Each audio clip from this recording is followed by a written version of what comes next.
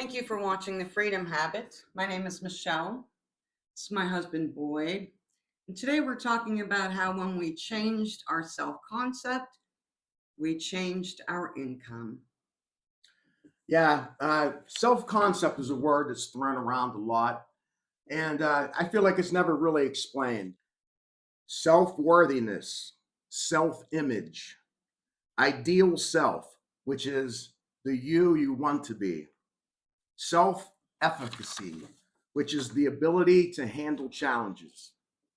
Social identity, which is how you interact with groups or the roles you play in life with other relationships. And personal identity, which are your preferences and values. And like I said, I feel like nobody ever really explains what self concept is. It kind of sounds self explanatory, but there's a lot to it, there's a lot of levels. Yeah, there is. And here's the thing, how we feel about ourselves can keep us stuck in a job that we don't like, or if we're in our own business, we could be undercharging. And because we don't feel we're valuable and we don't recognize our worth. Well, I used to work at a company, and whenever we got new hires, I would train them. I wasn't a manager, I wasn't even a team lead, but I would take on this extra responsibility of training new hires, and I didn't mind because I actually enjoyed it. But looking back, I think to myself that it never occurred to me to ask for more money because I was doing more work, because I didn't value myself. I didn't think that I was worthy of making more money. And when I look back at that, I realized that it was about my self worth. Yeah. Uh, on the flip side of that, I was working as an x ray tech for a company as a temp. And all of a sudden, they decided to get rid of the temps. So they asked me to stay. They wanted me to stay, but they were going to cut my pay by like 25, 30%. Mm-hmm. And I was like, well, if you're going to do that, then I'm just going to go find another job. I said, but if you just drop me down like $2 an hour from what I was getting, I would stay. And I would also get full benefits. I didn't have medical benefits or anything like that. And they also like would match your, if you put money Oh, yeah, in your the 401k. 401k, yeah. Yeah. So I had that as well. And they ended up keeping me, and they raised me up to a tech two, which is kind of a managerial Right. position. So there you go. You had confidence in your work, confidence in your abilities, Yeah. confidence in yourself. Yeah. It's a great example. Great example of negotiating for Yeah. your worth. Yeah. I like that.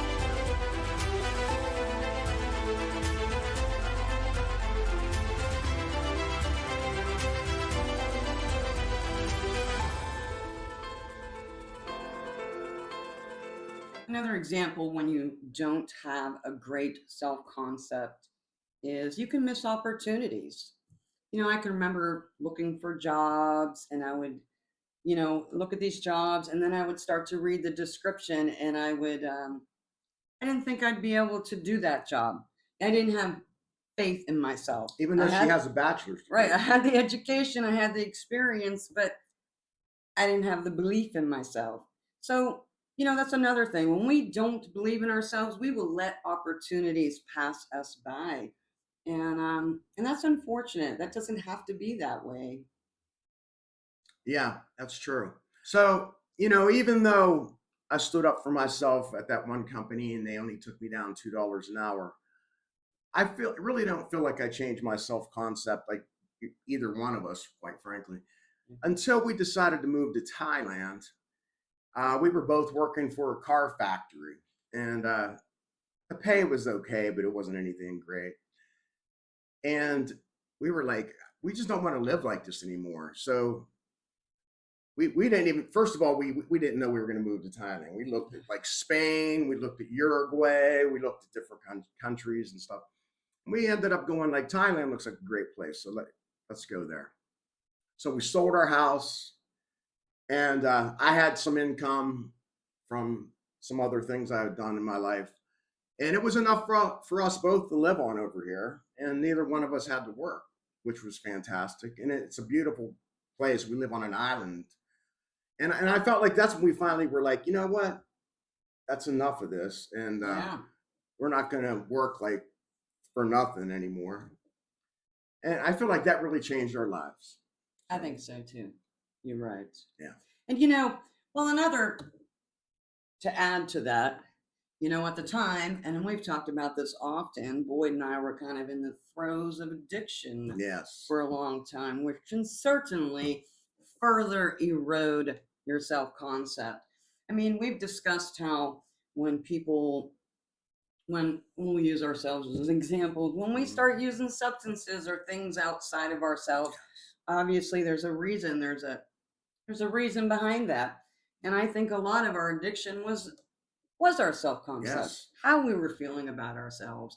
And that's, getting tired of that, getting tired of just settling for little, making ourselves small. And we felt like we deserved more, and we wanted to come to Thailand to obviously get clean Yeah. and to begin to work on ourselves and our self concept, because we feel like we are definitely worth Right. more than how we were treating And it was ourselves. a lot easier to stop our addiction here in a beautiful country. Plus, they don't have pain clinics here. Like in America, you can go to a pain center and they just keep giving you drugs like pain pills. And they don't even have that here. No. The only way could even get pain medicine here is if you're in the hospital, we'll give you pain medicine while you're there, but they won't send you home with a bunch of it Yeah, or anything like that. that was a big fact. So that really, yeah, so that made it a lot easier to quit because we couldn't get it if we wanted it. And so that was another factor in it. And that's not the only reason we chose Thailand, but we did find that out too. So Right. that helped. That helped us make that decision. Right. Okay, another example is over giving to feel worthy. Yeah. Remember one of our clients recently, they were saying that they would like mow people's lawns and do it for free, like his neighbors' lawns and stuff. He knew how to work on cars and he would just do it for like $20. Where if they took it to a garage, they would probably charge him 200 or something. And so he was just doing these things as favors to, kind of get people to like him and approve of him or Right. whatever. I think that's exactly what it was. He was looking outside of himself for someone else to value Yeah. his time and not valuing his own time. He was giving away his energy for almost free. And there's nothing wrong with helping other people out, nothing at all. But if you're doing it to the point where you're exhausted and still broke, then you need to reevaluate. Yeah. And when you're trying to prove yourself to people, that shows that you don't really believe in yourself and that you feel kind of unworthy. And they sense that too. People sense your vibe and they'll take advantage of you, you know? And so that doesn't help you at all. It's just, yeah, it's going to keep you broke. Right. Pretty much. Yeah. All right. So here's the turning point. When you raise your standards, so does the energy that you attract. For example, I had a client. She had a bakery, and it wasn't doing that great. And I suggested that she raise her prices by 20%, which she kind of scoffed at. She was a little nervous about that, and she did it. And yeah, there was some people that left. There were some people that didn't come back, but there was actually more people that started coming to her bakery because what she was doing by underselling was kind of selling a discounted version of herself. And when she raised her prices and people started coming in, she started getting that confidence back. And it's actually doing quite well now. She's more confident than Yeah. ever, I think. And I'm really excited for her. And that was the thing. She raised her standards and attracted that energy. Yeah. And no, whatever you believe will be true for you.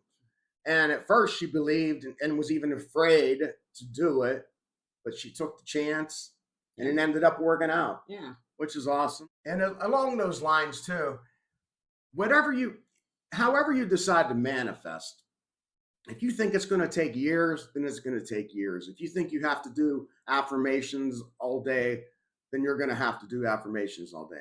But you can also get up in the morning, spend 10 minutes getting your mind right and speaking to your subconscious mind and really believe it, and still change your life. So it's really up to you, whatever you believe is going to be what works for you. That's what it's about. And it's what do you believe about yourself? It Yeah. is that important. Yeah, it really is. It changes everything. Yeah, so we just wanted to, encourage everyone, because it's about our self-concept. It will affect our income. Yeah. And we don't have to be vain, No. for the love of God, but we certainly need to think higher of ourselves. We need to realize that our time and our focus and our energy, it's valuable. It's valuable. We don't have to just give it away. Yeah. And once again, if you don't think you're valuable, nobody else will either. Exactly. And you would see a lot of people think if you do nice things, people will do nice things back for you, and that's not always true. No, it's not. And because you're giving off that vibe, so they just kind of almost disrespect you on some level. I mean, not horribly, but you know what I'm saying. Yeah, that can certainly happen. It Yeah. certainly happen. When you're not valuing yourself, other people realize that.